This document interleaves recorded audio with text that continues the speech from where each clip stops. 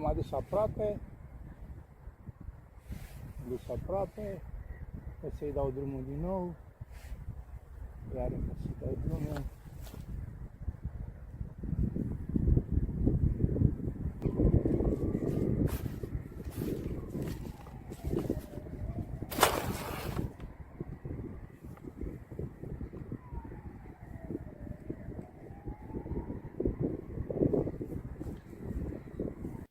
Zmeul de paie. Mulți au făcut acel zmeu, au fost foarte mulțumiți, s-a jucat foarte frumos cu el. În schimb, au pus foarte mulți întrebarea de ce apare 5 la mine și la cum se face un zmeu din paie de mătură, sunt doar 4. Întotdeauna eu, când am făcut un zmeu, l-am făcut după tradiția lui. Așa și aceste zmeuri. Sunt 4 speteze, așa se construiește, din 4 speteze, dar sunt, am arătat la zmeul mic contra zmeul mare, sunt și posibilități și că chiar când trebuie și a 5-a spetează. Dar el se face așa, din 4 speteze. Și acela la fel. Și eu i-am mai pus a 5-a. Pentru rezistență. Așa cum am mai zis, eu când am făcut zmeul, totdeauna am căutat să fie foarte ușoare și foarte rezistente. Observați? Și aici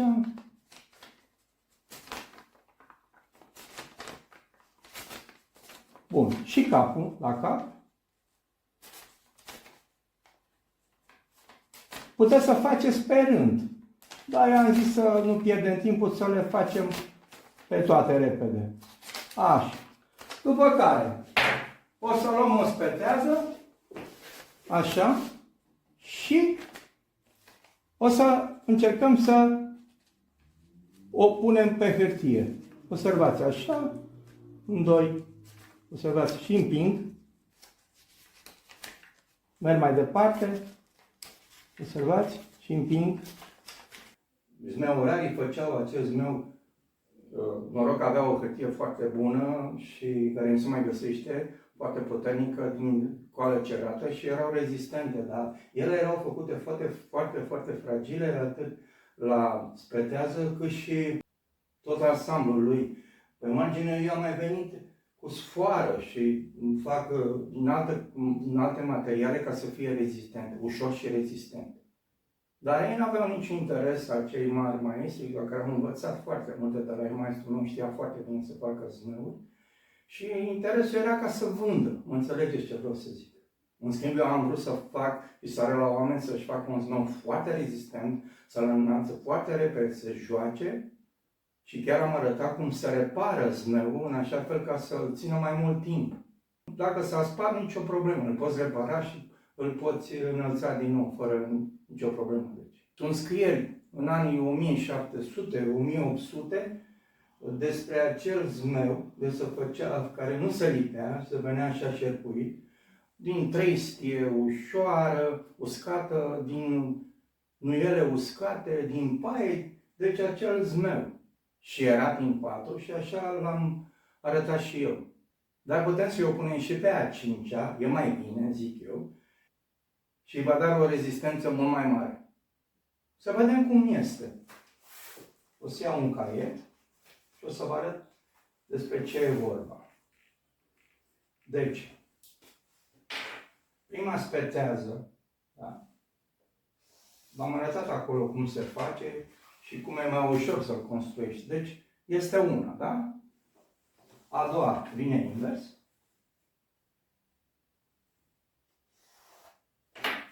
O să luați. Deci sunt două. Biblicul, adică a treia spetează. Observați? Și a patra. Cea.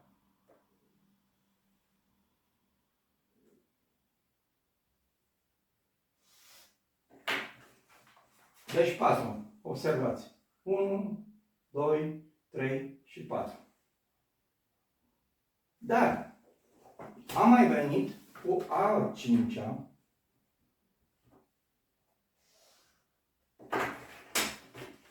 Observați. Pentru a-i da forță și rezistență. Așa cum fac eu. Așa cum am făcut la cioacă, nu face nimeni. Îi fac o cută pe margine, adică un 2, ca să fie mai rezistentă. Deci așa este. Dar mai sunt și alte variante. Deci, observați, imediat vă arăt. Deci am 2 și vin ridic așa o dată și o dată și o dată. Adică pot să pun aceste 2 în loc de un ridic. Observați? Iar ca să o întărești, poți să vii și cu cealaltă care să o faci din 6 speteze. Uitați, uitați. Poți poate să o faci și aici jos, dar acestea sunt chiar inutile. Eu am făcut experiență. Cum se procedează? De exemplu, ai făcut un zmeu, și nu joacă și spetează o fi prea subțire. Te duci, îl înalți la vânt foarte slab. După care îl dai jos, îl înalți la vânt foarte puternic.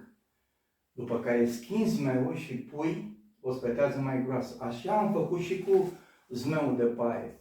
L-am testat în toate felurile, de săptămâni la rândul, ca să fie un zmeu foarte bun. Și este. Deci, aceasta este varianta cea mai bună. Restul sunt chiar inutile, fiindcă acest zmeu, dacă are o spetează, adică paiul sănătos, așa cum am zis, el nu se va rupe cum se rupe la zmeurile acestea dacă lovește o creangă, o piatră, o ceva. Acelea sunt foarte rezistente și în aer la fel. Nu flambează. Chiar și la vânt tare. Așa cum este cel mai bine. Deci vine așa, observați? Deci el are așa. 1, 2, 3, 4 și 5. E cel mai bine să-l faceți în acest fel. Va juca și va asculta de toate comenzile fără nicio problemă. Se înalță cu orice ață, de preferință nouă, coada să fie, dacă se poate, din lână. Dacă nu am explicat, dintr-o pânză foarte, foarte subțire, rupeți așa, e vorba de milimetri, nu groasă. Nu se pune pe ea floricele, pe coadă, nu se pune bețe sau altceva, ca să poți să-l lași să joace. Se face cu totul cam în 20 de minute, hai zicem jumătate de oră cu totul, pe când acesta e la jumătate. Deci cioaca se face și în 5 minute, numai că să legi, am explicat cum să leagă, durează doar un sfert de oră. Îți trebuie doar o ață, hârtie găsești peste tot, orice hârtie e bună, să nu fie de carton.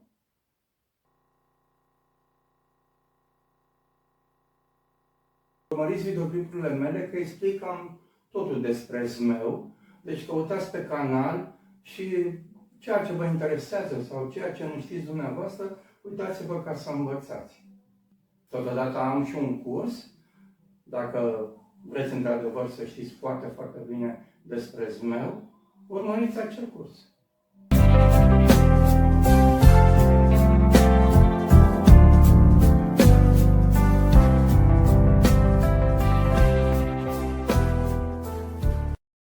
Achiziționați cursul Totul despre zmeu și veți deveni un foarte bun zmeurar. Eu vă mulțumesc foarte mult pentru vizionare și dacă doriți dați un like și abonare ca să puteți vedea în continuare și alte videoclipuri.